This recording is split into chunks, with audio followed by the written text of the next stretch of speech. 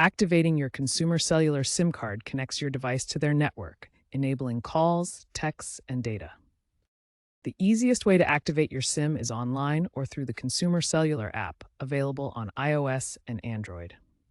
First, ensure you have a Consumer Cellular SIM kit, a compatible unlocked GSM phone, and a stable internet connection.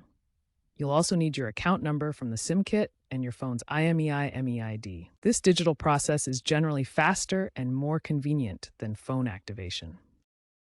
Download and open the Consumer Cellular app. Log in or create an account. Locate the SIM card number and activation code from your SIM kit. If you have a physical SIM, insert it into your phone and power it on. In the app, select Activate SIM. Scan the QR code from the kit or manually enter the details. Enter your device's IMEI, dial 6 on your phone to find it. Choose a plan if you haven't already. Submit your information for verification. Allow 15 to 30 minutes for activation, then test by making a call or sending a text. If you encounter issues, use the in-app support feature.